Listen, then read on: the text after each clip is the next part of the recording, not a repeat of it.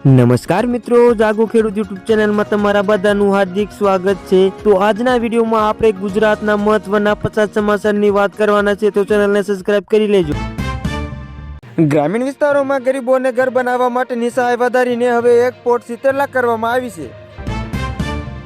ગુજરાત બજેટમાં 50,000 કરોડના વિકસિત ગુજરાત ફંડની જાહેરાત કરવામાં આવી છે, જેમાં રાજ્યમાં વિકાસને ગતિ મળશે। ગરીબ અને મધ્યમ વર્ગના પરિવારને 10 લાખ સુધીની મફત સારવાર મળશે, તે માટે નવા કાર્ડ બનાવવાની કામગીરી તેજ બની છે। રાજ્યમાં નવા એક્સપ્રેસવેના નિર્માણ માટે સરકારી માટે રકમ ફાળવી છે, જેમાં મુસાફરોને સમય ઘટશે। મહિલાઓને નાના વ્યાજે શરૂ કરવામાં આવેલ મિશન મંગળ હેઠળ ઓછી વ્યાજની લોન અને તાલીમ આપવામાં આવી રહી છે। ખેડૂતોને સમયસર લોન પરત આપવા 4% વ્યાજ માફી આપવાની યોજના ચાલુ કરવામાં આવી છે। દીકરીઓના શિક્ષણ અને ઉજ્જવળ ભવિષ્ય માટે સરકાર દ્વારા આર્થિક સહાયનો હપ્તા જમા કરવામાં આવ્યો છે। ગુજરાત સરકારે શિક્ષણ ક્ષેત્રે 59,999 કરોડની ફાળવણી કરી, જેથી શાળાઓના માળખામાં સુધારો રહેશે। ગ્રામ પંચાયતને હાઈ સ્પીડ ઇન્ટરનેટ જોડવા માટે ભારત નેટ પ્રોજેક્ટનું અંતિમ કાર્ય તબક્કામાં છે। નિરાધાર વૃદ્ધોને મળતી માનસિક પેન્શનની રકમમાં વધારો કરવા માટેની સરકાર વિચારણા કરી રહી છે। આગામી વાઇબ્રન્ટ સમિતિમાં રાજકોટ અને સુરતમાં રિજનલ કોન્ફરન્સનું આયોજન કરી રોકાણકારોને આકર્ષવામાં આવી રહ્યા છે। અંબાલાલ પટેલની ઉત્તર ગુજરાત અને સૌરાષ્ટ્રના કલાકાર વિસ્તારોમાં માવઠાની શક્યતા વ્યક્ત કરી છે। ખેડૂતોને સાવચેત રહેવાની સૂચના આપી છે। મુસાફરીની સુવિધા માટે ભુજ બાંદ્રા સ્પેશિયલ ટ્રેનના ફેરા વધારવાનો રેલવે દ્વારા નિર્ણય લેવામાં આવ્યો છે। ખેતીમાં ડ્રોન ટેકનોલોજીના ઉપયોગ માટે સરકાર ખેડૂત દીઠ વિશેષ પ્રોત્સાહન આપી રહી છે। ગુજરાતમાં પ્લાસ્ટિક મુક્ત અભિયાન હેઠળ નગરપાલિકાઓ દ્વારા કડક તપાસ અને દંડની કાર્યવાહી શરૂ કરવામાં આવી છે। સોમનાથ દ્વારકા એક્સપ્રેસનું કામ તેજ ગતિ શરૂ થયું છે, પ્રવાસ ક્ષેત્રે મોટો વેગ આપશે। રાજ્યના અંતરિયાળ વિસ્તારોમાં નવી 108 એમ્બ્યુલન્સનો સેવા ઉમેરો કરવામાં આવ્યો છે। અમદાવાદમાં સ્પોર્ટ્સ સિટી બસ બનાવવા માટે નવા સ્ટેડિયમ અને સ્પોર્ટ્સ કોમ્પ્લેક્સનું નિર્માણ કાર્ય પ્રતિગતમાં છે। સોલાર પેનલ લગાવનાર ગ્રાહકોને વીજળીની બિલમાં મોટી રાહત મળી છે। સૂર્ય ગુજરાત યોજના લોકપ્રિય બની।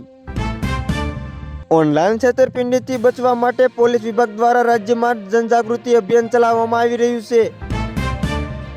રાજ્યની સરકારી શાળાઓમાં ખાલી પડેલી શિક્ષકોની જગ્યા ભરવા માટે ટૂંક સમયમાં નવી ભરતી પ્રક્રિયા શરૂ થશે। રણ ઉત્સવ આ વર્ષે રેકોર્ડ બ્રેક પ્રવાસીઓને ઉમટી ઉમ્યા છે, જેનાથી સ્થાનિક રોજગારી વધી છે। સૌની યોજના હેઠળ સૌરાષ્ટ્રના જળસો નર્મદાના નીરથી ભરવાની કામગીરી ચાલુ, ખેડૂતો લોકોમાં આનંદની લાગણી। હેલ્મેટ અને સીટબેલ્ટના નિયમોનું પાલન કરાવવા માટે મહાનગરમાં AI કેમેરા દ્વારા દંડ ફટકારવામાં આવી રહ્યો છે। રેશન કાર્ડ ધારકોને મળતા અનાજમાં આ વખતે વધારવાની ચીજવસ્તુઓ આપવાનો સરકારનો નિર્ણય। ગુજરાતમાં સેમિકન્ડક્ટર પ્લાન્ટ માટે જમીન ફાળવણી અને અન્ય મજૂરીઓની પ્રક્રિયા પૂર્ણ થઈ।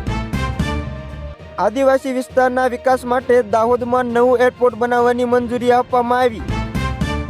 સ્માર્ટ વિલેજ યોજના હેઠળ પસંદ થયેલા ગામો વિકાસ માટે વિશેષ ગ્રાન્ટ ફાળવવામાં આવી। બેરોજગાર યુવાનો મોટો વિવિધ જિલ્લાઓમાં રોજગાર મેળવવાનું આયોજન કરવામાં આવશે। દુધાળા પશુઓને ખરીદવા માટે પશુપાલકોને વ્યાજ સબસિડી અને વીમા યોજનાનો લાભ આપવામાં આવી રહ્યો છે। 1 ફેબ્રુઆરીએ રજૂ થનારા કેન્દ્રીય બજેટમાં ખેડૂતો માટે મોટી ભેટ મળવાની આશા છે।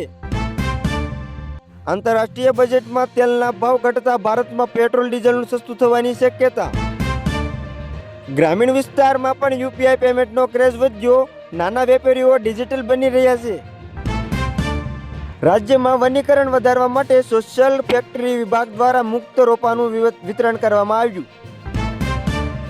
કોલેજના વિદ્યાર્થીઓના નવા આઈડિયાને સાકાર કરવા માટે સરકાર મોટી મદદ પૂરી પાડશે। મનરેગા યોજના હેઠળ મજૂરીના દરમાં વધારો કરવાની માંગ પર કેન્દ્ર સરકાર વિચાર કરી રહી છે। નેશનલ હાઈવે પર અકસ્માતો ઘટાડવા માટે બ્લેક સ્પોટ સુવિધાની કામગીરી હાથ ધરાઈ। સાગર ખેડૂતોને નવી બોટ અને જાળ ખરીદવા માટે સબસિડી આપવાની યોજના અમલમાં આવી। ઉનાળા પહેલા રાજ્યમાં અછાગ્રસ્ત વિસ્તારોમાં પાણી ટેન્કરની વ્યવસ્થાનું આયોજન અત્યારથી શરૂ કરાયું।